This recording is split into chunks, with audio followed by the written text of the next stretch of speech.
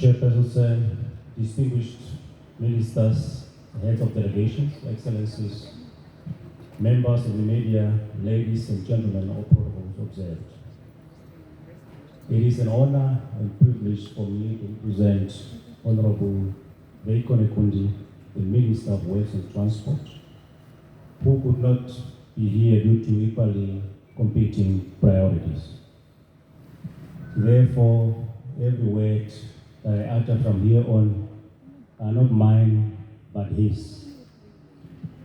It is with great pleasure that I deliver this speech on behalf of the Republic of Namibia, and specifically the Minister of Works and Transport, on the occasion of the 4th edition of the Regional Integrated Multi-Hazard Early Warning Systems, here in your beautiful city of Colombo, the city of dreams. Let me, from the onset, deeply express my profound gratitude to the government and the people of Sri Lanka for hosting and facilitating this event, and to the RIME Secretariat for fostering inclusive dialogue on climate risk and early warning cooperation across Africa and Asia. We deeply appreciate the hospitality and the facilities that are put at our disposal to enable all of us to effectively work on the agenda of the sessions.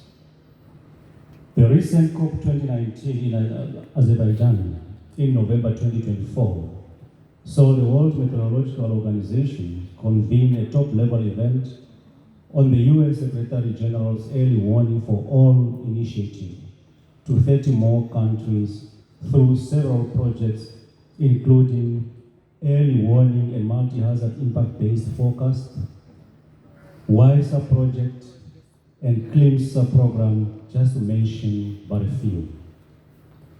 This inclusive approach enhances the safety and resilience of people and the world in the face of increasing disasters and emergencies.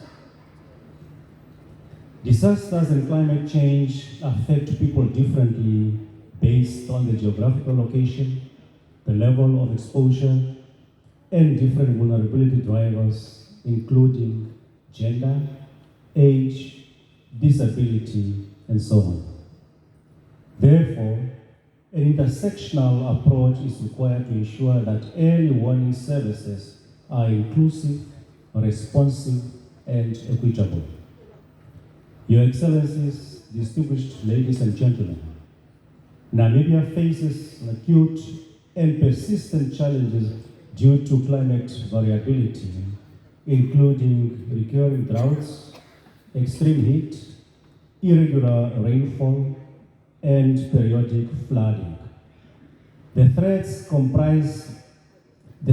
compromise agricultural productivity, food security, biodiversity, water availability, and socio-economic stability, particularly in rural areas where we are heavily dependent on rain-fed systems.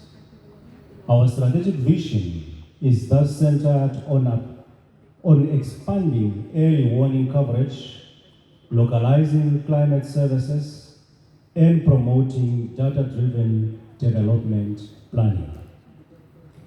This clearly resonates with the objectives of the RIMES, the integration of National Meteorological and Hydrological Service warning centers, and the sectoral institutions at various levels and communities to bring forth and constantly evolve user-driven multi-hazard early warning climate information that takes advantage of the best science and technology.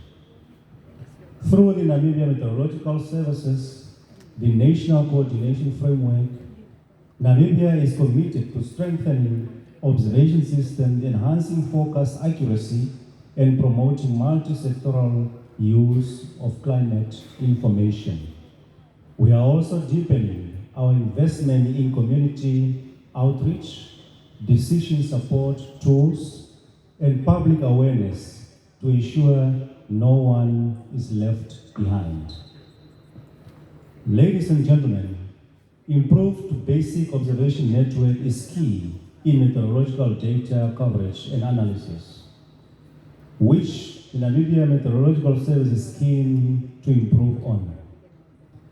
Although Namibia is not yet a direct beneficiary of RIME's technical programs, we strongly align ourselves and support the strategic direction outlined in the RIME's Master Plan 2026-2030. The emphasis on impact-based forecasting, modeling, decision support system, capacity building, and community engagement aligns well with our own national goals. Namibia therefore look forward to exploring future collaboration opportunities with RIMES that can contribute to building long-term climate resilience in Namibia. In closing, distinguished ladies and gentlemen, excellencies, I wish to reaffirm Namibia's commitment to enhancing collaboration and to supporting the early warning for all agenda. Let us leverage on our shared expertise, resources, and collective vision wisdom to shape a climate resilient future for all nations. We have the power and the will to do so. Let us collectively be the catalyst of change by improving the lives and the livelihoods of our people through the enhancement of data availability and accessibility, forecasting, informed interventions, inclusive engagement, and innovation. I thank you all. Thank you, Chair. Thank you, Namibia. May I now request the Nepal to take this.